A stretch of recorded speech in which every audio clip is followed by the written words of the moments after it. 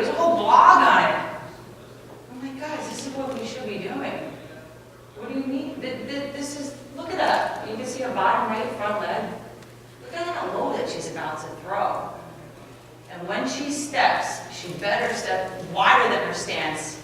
So that picture that has a rope around her front ankle pulls this through. Okay, again, just muscle movement. Nothing really fancy about it. And the middle one, Casey Cooper from Auburn. Smaller girl, lefty. Girl hits bombs. Well, look at her front leg. Pretty powerful, right? Step 2, stride split. So here you can see, let's just say Robinson Cano, for instance. When he strides, you can see his back foot doesn't, his back heel doesn't automatically come up. He's pulling his hands apart. He's trying just to get that extra that eccentric tightness here.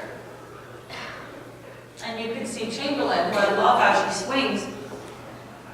Her hip is literally getting pulled to the pitcher, but her hands are where? Her hands are back. Everybody's seen, like, I'm sure you've seen the Lauren Chamberlain slow-mo hitting video. Everybody's seen that video. She has a beautiful swing.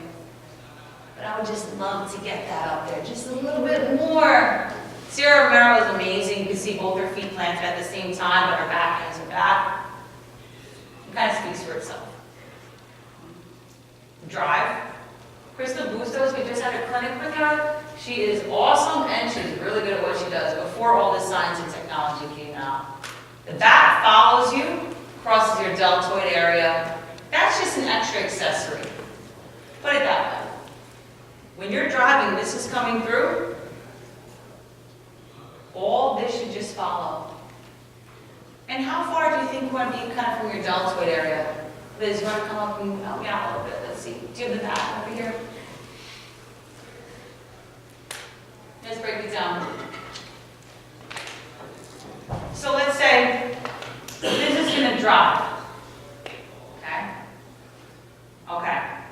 Once she is here, more than an inch and a half away from her deltoid, what's going to happen? Casting. Right? And then she's just going to have contact and not balance the ball. Okay? So the drive is very important that she's close here. Okay? It goes hips lead first, then that back leg follows.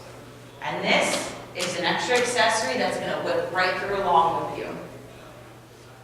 So let's go to contact. Or I would say balance ball. Okay, so balance ball. Does anybody know any of these players up here? Yes, right. You guys know any of these people up here? They're pretty good, right? What part of their bat is in the ball? Their barrel, right? Alright, so let's see that. Whenever you get a girl, I'll use this actually. Whenever you get a girl that comes in and you say, okay, where's extend or where's contact? They like this. Right? Or worse, they go like this. For you to explain to them that you actually are here is very confusing to them. They're kind of like, well, why is your bat back and why is it down? Isn't that a pop-up?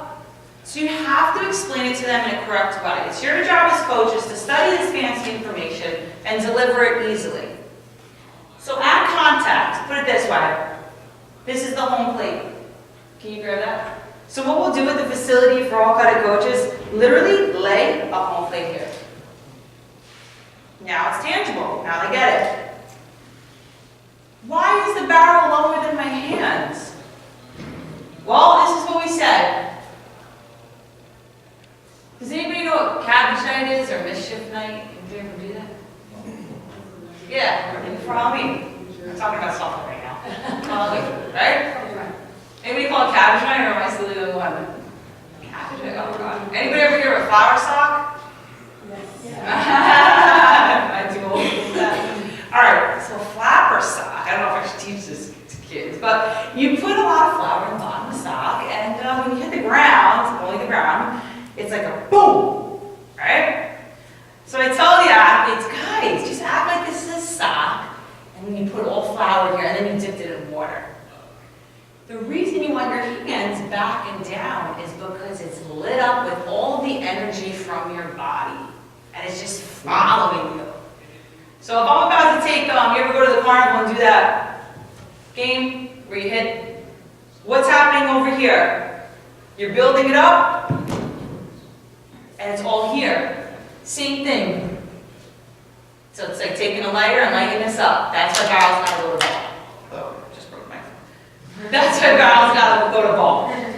You gotta explain it to them where they get it. You don't have to be fancy. Be confident in yourself. You don't need to be fancy to share that you know what you're talking about. All right, and last but not least, before we get into some drills, is the power beat times 3. Usually I would talk a lot more about this, but only like 15 minutes. So the power beat. Up there is Cano. I love looking at his swing because he literally replicates every form of using the eccentric concentric muscle movement. He steps wider, he loads it up, and his power beat is beautiful. So he goes to contact. His heels up. We'll have a lot of girls in the facility that the foot will literally leave the ground. But as long as they're driving forward, we're super happy. None of that matters. As long as they bring it forward. If they drive it on the ground or pick it up. But here we go. Now we have, what was that step that I called it? Do you guys remember? Power V times. So boom. I'm not done yet, so I don't go like this. 1, 2, 3. Up and over. Whether she lets go of the bat or not, it doesn't matter as long as she finishes fully.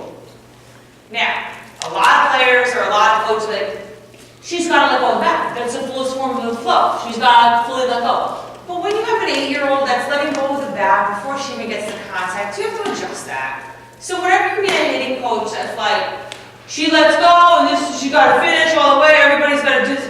No, you don't. If you have a child or even a 15-year-old that gets to the ball and then just kind of chills out with her back arm, she can't. So we'll teach a girl to let go of the bat and they'll be like, all right, hold it on again. It's not like we're telling you to go backwards, but we just want you to drive more because it looks like you've been working out lately.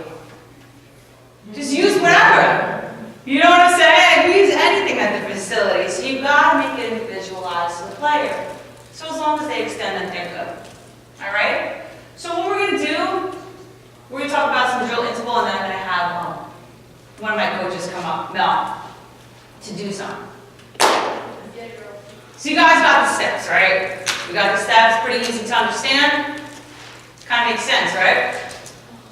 It's just what the best do, and it's what the body does. Simple as that. It's not because I know it, it's because I took the time to research it. That's it, I wasn't born on this, I just researched it. That's it. But what I do know is drill interval training. So when we give a private lesson, or when you guys do practices, make it into a cut-it progression. So you know how you do your backhand drill? We'll add a little resistance to that, add a baseball to that, and then do regular with the softball. The power of leading from one to another is so impactful. It's unbelievable. So there's no more just tossing the ball to your player for an hour and saying, good job, drive your hips, head down. No, we gotta be on our feet more. Target multiple areas at once. So yeah, I'm working the backhand, but if I'm adding weight to it, I'm working on driving through that damn ball. I mean, I got a weight on my arm right now. Individualized for the athlete. If I have my 8-year-old girl versus my 18-year-old girl, maybe I won't do those heavy bands and the heaviest weight for her, but maybe I'll use the skinny back for her, work on hand-eye coordination. Instills muscle memory. And the reason that we get most of our clients at the facility, the reason we get most of our clients at the facility is they always come to us and say, well, you know, we're coming here because she hit a plateau with the coach. A plateau there. And I'm saying to myself, well, that coach probably is too comfortable. But more importantly, never plateau if you're a coach that is passionate in what you do. You should always look to learn. You should always look to study it, see what's going on, see how I can improve. And then the second thing is we just want another set of eyes on her. Just another set of eyes on her. This other person is going to give me really good eyes. And I sit there after 12 years of dealing with parents, and I don't really deal with them, I'm hard offense parents, but some of those crazy parents. I'm like, okay, another set of eyes. All right, well, that's good that you left your coach. If you felt you need another set of eyes, that's good that you left. There's no reason you should need another set of eyes. I train the same girls from when they were 8 years old to when they're 23 years old because I continue to be passionate in what I do and grow with them.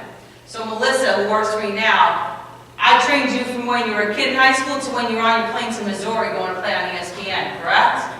Because I grew with you, and that's what you guys have to do with your athletes.